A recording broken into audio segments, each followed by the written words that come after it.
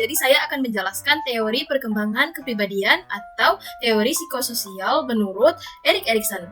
Erikson terkenal dalam perluasan tahap-tahap perkembangan kepribadian dari Freud. Erikson mengatakan bahwa perkembangan itu memiliki prinsip epigenetik.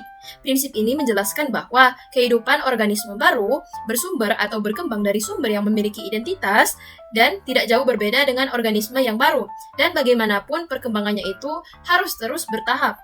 Ada 8 tahap perkembangan kepribadian menurut Erik Erikson. Saya akan menjelaskan nomor 1 sampai 2, sisanya teman saya akan menjelaskan seterusnya. Baik, tahap yang pertama ada fase bayi umur 0 sampai 1 tahun. Pada tahapan ini permulaan pembentukan kepribadian setiap individu.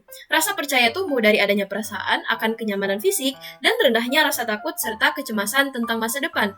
Jadi, sang bayi mulai merasa percaya bahwa dia membentuk harapan untuk dirinya sendiri bahwa dia mengetahui dunia itu tempat yang baik dan menyenangkan untuk hidup. Fase kedua yaitu fase anak-anak umur 1 sampai 3 tahun, di mana fase ini disebut fase kemandirian. Anak-anak sudah mulai mengenal dunia eksternal dengan anggota tubuhnya seperti tangan, mulut, hidung, mata, kaki. Mereka menggunakan anggota tubuh mereka untuk mengenal dunia luar juga. Pada batas-batas tertentu juga mereka kadang sudah mulai bisa berjalan, merangkak, berlari, ataupun meminum atau makan dengan tangan mereka sendiri tanpa meminta bantuan orang tuanya. Tetapi terkadang juga anak-anak memiliki keraguan-raguan untuk meminta tolong pada orang tuanya. Tapi dari situlah rasa mandiri timbul. Baik, sekarang kita akan masuk pada tahap ketiga, yaitu usia bermain yang berumur 3-6 tahun. Nah, tahap ini sama dengan periode valid milik Freud, namun isi kegiatan atau proses perkembangan di dalamnya antara Freud dan Erikson itu berbeda. Nah, menurut Erikson sendiri, ada banyak perkembangan penting pada fase bermain ini, yakni yang pertama ada identifikasi orang tua atau Oedipus kompleks, selanjutnya ada mengembangkan gerakan tubuh, keterampilan bahasa, rasa ingin tahu, imajinasi, dan juga kemampuan untuk menentukan tujuan hidup. Nah, pada tahap ketiga ini juga dikatakan sebagai masa bermain. Nah, selanjutnya kita akan masuk pada tahap keempat, yaitu usia sekolah yang berumur 6-12 tahun. Nah, pada usia ini dunia sosial anak meluas keluar dari dunia keluarga. Nah, anak itu mulai bergaul dengan teman sebaya, guru, dan orang-orang dewasa lainnya.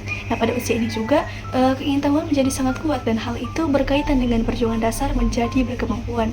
Nah, anak yang berkembang normal akan tekun belajar membaca dan menulis, belajar berburu dan menangkap ikan, ataupun belajar kemampuan-kemampuan yang dibutuhkan di masyarakatnya. Nah, usia sekolah bukan berarti anak harus belajar di sekolah formal. Nah, pada masyarakat yang maju, sekolah dan guru profesional berperan penting dalam pendidikan anak. Sedangkan di masyarakat yang terbelakang ataupun yang belum memiliki sekolah formal, orang dewasa memakai metode yang tidak formal namun tetap efektif untuk mengajar anak yang bermasyarakat. Kita masuk pada tahap kelima, yaitu adolesen yang berumur 12-20 tahun. Nah, tahap ini merupakan tahap yang paling penting di antara tahap perkembangan lainnya, karena pada akhir tahap ini, orang itu harus mencapai tingkat identitas ego yang cukup baik. Nah, walaupun pencarian identitas ini tidak dimulai dan berakhir pada usia remaja, namun krisis antara identitas dan kekacauan identitas ini mencapai puncaknya pada tahap adolesen. Nah, pada fase ini juga, individu itu mulai sibuk dengan dirinya sendiri, dilatar belakangi oleh pubertas genital yang memberi berbagai peluang konflik, baik yang berhubungan dengan seks, pekerjaan, keyakinan diri, dan juga filsafat hidup. Dan jadi mereka ini mencoba-coba berbagai cara dan peran baru sambil terus berusaha menemukan identitas ego yang mantap. Jadi adolesen ini juga disebut sebagai fase adaptif dari perkembangan kepribadian, yang dimana itu disebut sebagai fase mencoba-coba. Baik, selanjutnya ada tahapan yang keenam, yakni dewasa awal yang berumur 20-30 tahun. Nah, tahap awal ini waktunya relatif tidak dibatasi. Tahap ini ditandai oleh perolehan keintiman atau intimasi pada awal periode dan ditandai perkembangan berketurunan atau generatif di akhir periode. Kita masuk pada tahap ketujuh, yakni tahap dewasa, yang dimana mencakup dari umur 30-65 tahun. Nah, dibandingkan oleh tahap-tahap yang lain, tahap ini tuh cenderung memiliki waktu yang relatif panjang, yakni sekitar 30-35 tahun. Nah, di tahap ini orang-orang dewasa itu adalah waktu menempatkan diri mereka di masyarakat dan ikut bertanggung jawab terhadap apapun yang dihasilkan dari masyarakat itu sendiri. Dan kita masuk pada tahap terakhir, yakni tahap ke-8, yaitu usia tua yang mencakup usia lebih dari 65 tahun. Kaum lanjut usia yang kehilangan tahap dewasa tentu saja tidak ikut menghilangkan produktivitas mereka. Tapi umumnya orang-orang yang sudah lansia, mereka itu cenderung kehilangan kekuatan fisik, kesehatan, dan pekerjaan. Dan mereka juga itu mulai kehilangan pasangan, kerabat, dan teman-temannya satu persatu. Erikson sendiri mengungkapkan pada tahapan ini mulai terjadi pergulatan antara integritas ego dan keputusasaan seorang lansia itu sendiri.